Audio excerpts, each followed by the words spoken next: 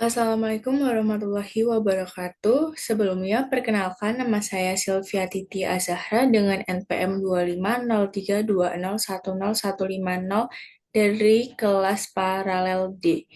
Di sini saya akan mempresentasikan tugas dari mata kuliah probabilitas dengan judul presentasi saya yaitu penerapan teorema Bayes, prediksi ketepatan waktu.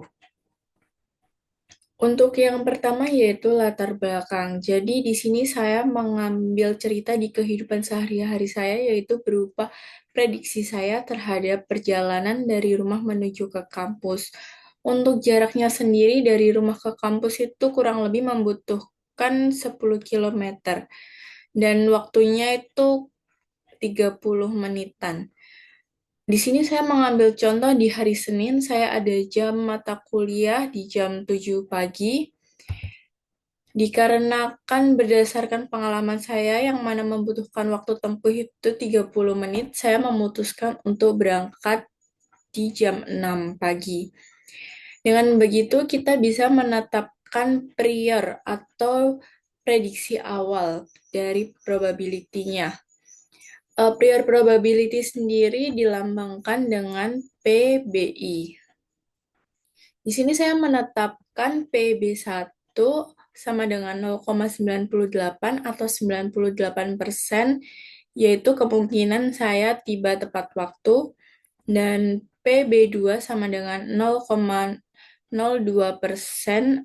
0,02 atau 2% untuk kemungkinan terlambat. Di sini saya menetapkan nilai kecil karena selama ini saya belum pernah terlambat. Namun untuk menghitung hasilnya kita memerlukan data, jadi saya memperkirakan persentasenya segitu. Kemudian yang kedua adalah likelihood. Untuk pengertian dari likelihood sendiri adalah kemungkinan atau peluang suatu resiko bisa terjadi. Likelihood dilambangkan dengan PA divan BI atau peluang A didahului oleh kejadian B.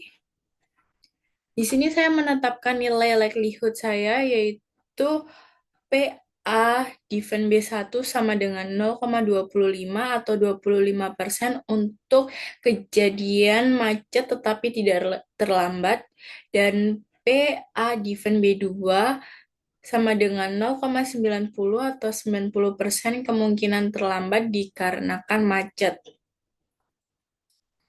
Dari nilai prior dan likelihood, kita bisa menghitung evidence.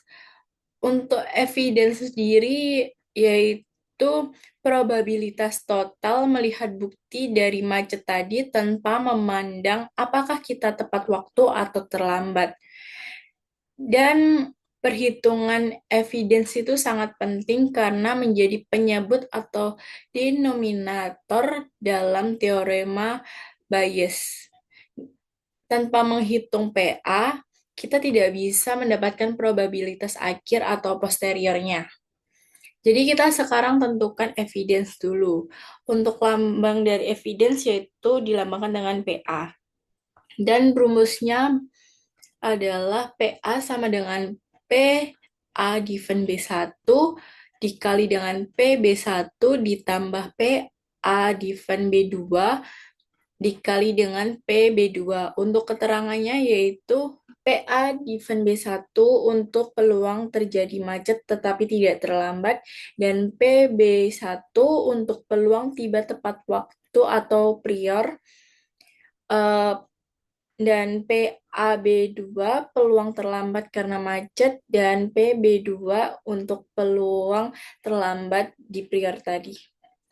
Oke, langsung saja di sini kita masukkan nilai-nilai yang sudah kita dapat dari prior dan likelihood.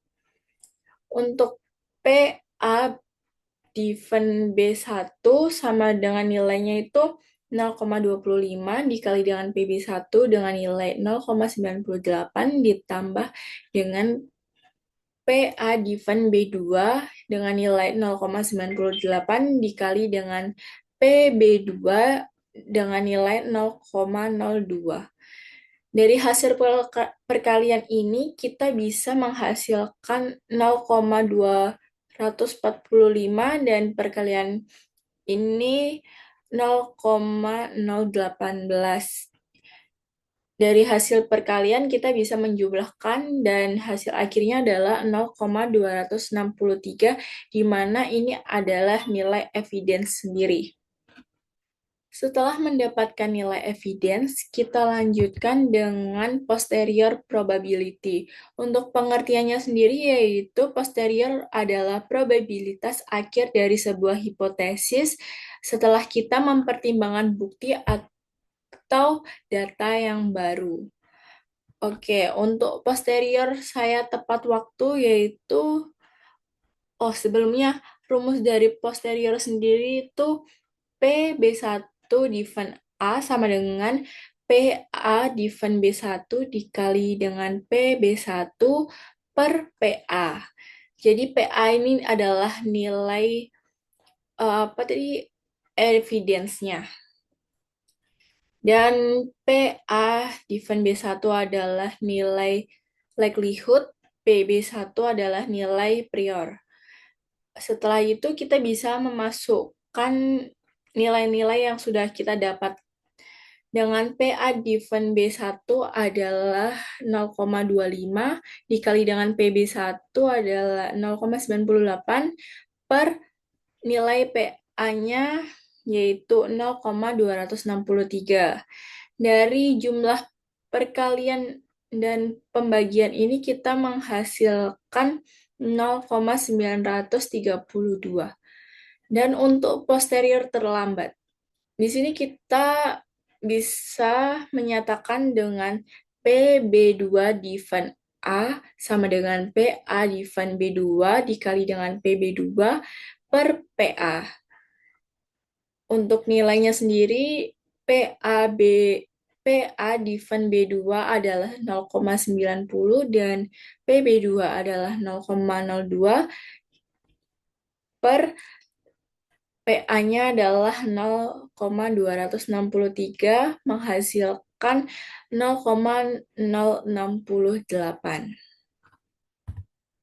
Setelah kita menentukan prior likelihood dan menghitung evidence serta posteriornya, di sini saya bisa menyimpulkan yang awalnya saya yakin 98% saya akan tiba tepat waktu, namun saat di perjalanan saya melihat macet, di situ kepercayaan diri yang tinggi turun menjadi 93,2%, sedangkan untuk peluang telatnya malah naik dari 2% menjadi 6,8%. Eh, Dikarenakan saya berangkat lebih awal, yaitu 1 jam sebelum, di situ saya sudah mengantisipasi kemacetan itu. Dengan berangkat lebih awal bikin tetap aman walau ada kemacetan. Jadi saya tidak terlalu khawatir untuk terlambat. Untuk teorema Bayes sendiri itu sangat membantu untuk menghitung ulang peluang dan pengambilan keputusan lebih bijak. Jadi kita bisa memanajemen waktu dengan berangkat lebih awal, memberikan cadangan probabilitas untuk tetap tiba tepat waktu, dan untuk bagian pengambilan keputusan sendiri, kita bisa memutuskan apakah perlu mengambil jalan alternatif, mempercepat laju, atau mengabari dosen jika akan terlambat. Dan untuk perencanaan ke depan, dengan mencatat data perjalanan, saya bisa menentukan kemungkinan-kemungkinan yang akan terjadi. Untuk referensi sendiri, saya mengambil inspirasi dari PPT yang dibuat oleh Bapak Andias dan saya menanyakan ide ke ChatGPT apakah ide saya itu termasuk ke dalam teorema Bayes. Oke, cukup sekian presentasi saya. Mohon maaf apabila ada salah kata.